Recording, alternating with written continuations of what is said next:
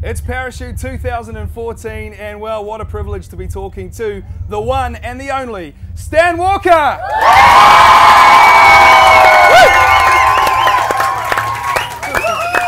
Hey. Well, that's exciting, bro. That's a nice little welcome, isn't it? Yeah. Sorry.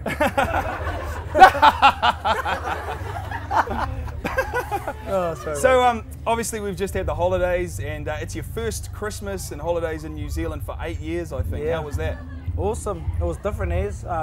Just been back home and just been able to go and see all my kaumatua and stuff like that, and just, you know, do the rounds, see all the family. Yeah, because, you know, I've been Aussie for like 8-9 years now. Yeah. So that's been my home for the last 8-9 years, and so it's different coming back here. I've been here a lot last year, but before that I wasn't here much at all. Yeah. So yeah. Yeah.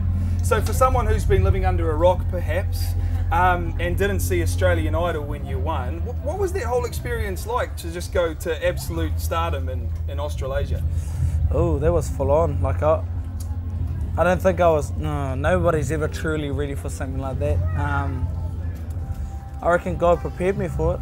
Yeah. But I've learnt a lot since then. It's been like 5 years, 6 years or something like that, and it was the best thing that's ever happened to my life, because it's led me to so many different opportunities, so many different paths, you know, to go down, like, you know, not just being a singer, but like everything else. So I've been loving it. It's been mean. Yeah.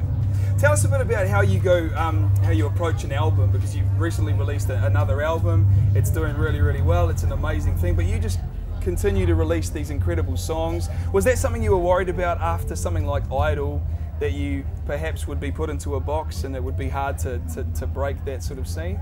No, you only put into a box if you put yourself in it. Like, yep. You can make whatever you want out of this career and out of the opportunity. Just a lot of people just don't, you know. And I've just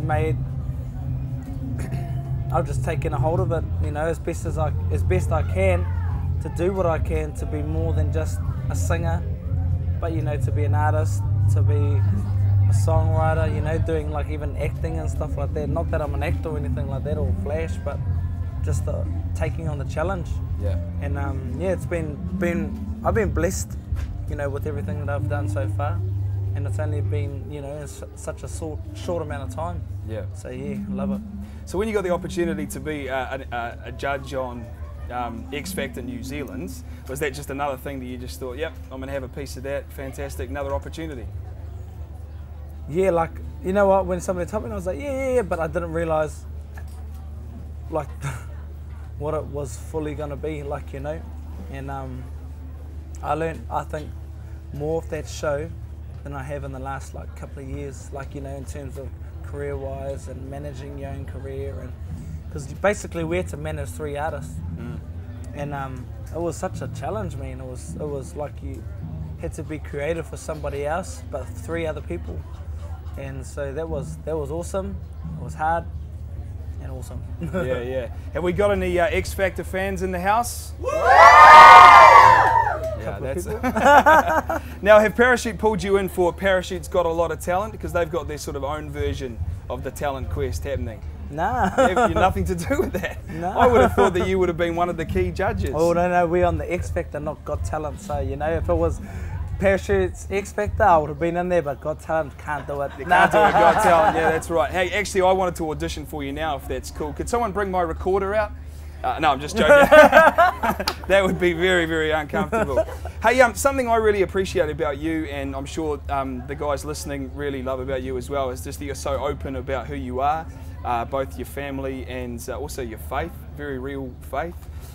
Is that something that comes naturally to you, or is that something you set out to be? I'm just going to be open about who I am? Something that's natural, but like I set out to do it as well.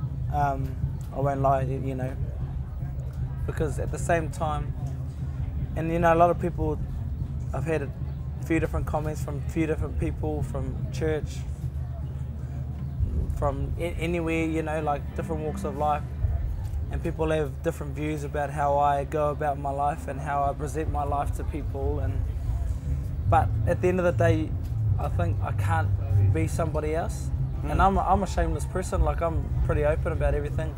You know, there's a lot of private stuff that happens that I don't need to talk about. Yeah. Sometimes I do talk about it. Sometimes I talk too much about stuff, but I am who I am. I don't want to change it. Like, you know, it's not that I couldn't change it. I could change it, but you kind of just be somebody else, and you're suffering in somebody else's identity. You know, whether it's somebody's identity that they've put onto you, or something that you've just taken on so you don't be yourself. And it's been easy for me. It's been hard because, at times it's hard because, you know, like, people just see this life and it's easy, and they just see us on TV, see us smiling and dressing up and all this stuff, and videos, the tight jeans. Tight jeans that I can't really move around in. I'm sweating like a fat thing up here, but, you know, but just that, you know, we go through everyday things like everyone else. Like, we have dramas in our life, we have conflict. I stuff up every day, probably about 100 times a day I stuff up in something. Whether I say something stupid, I'm doing something stupid, I'm thinking something stupid, so I'm just like everyone else. So, you know, when people say, like, just say if I mention Jesus, then they're like, oh, he's a Christian. Yep, of course I am. But then if you do something wrong, if you do something, they're like, oh, but I thought you loved Jesus. I'm just like everyone else. I was a human being before I was a Stan Walker, you know.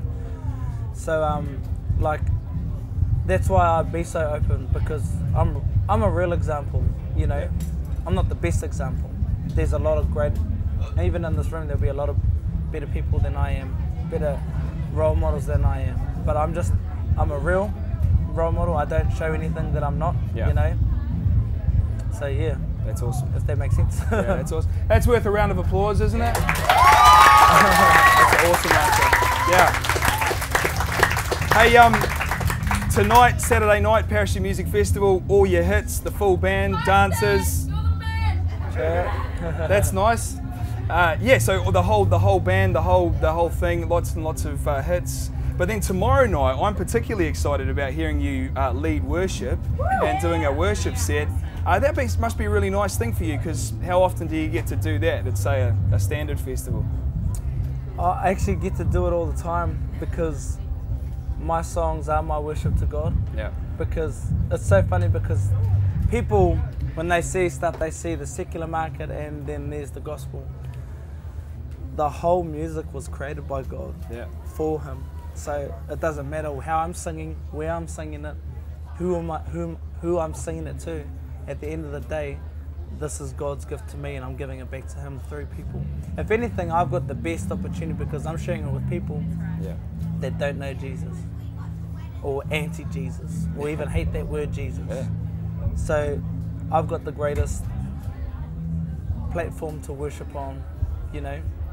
And before I get on the stage, it doesn't matter what I'm going through, and if I want the glory myself, I always have to give it to God. Like, it's something that I have to do, not that I want to do sometimes.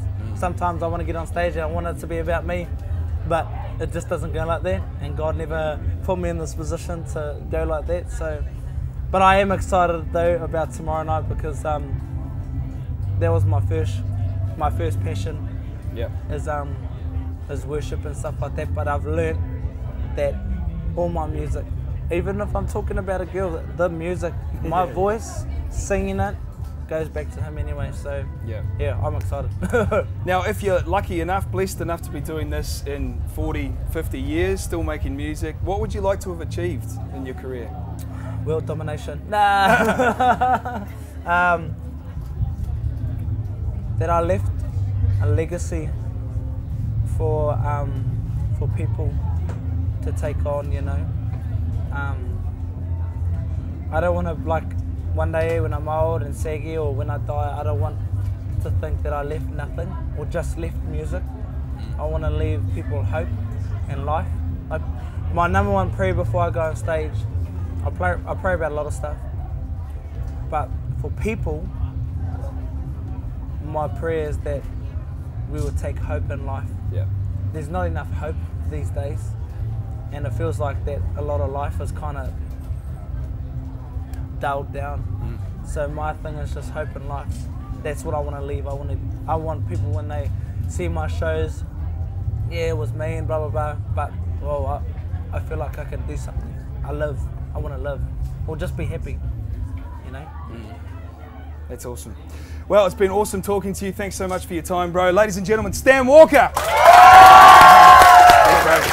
Thanks, man. Nice to chat. Thank you, man. Yeah.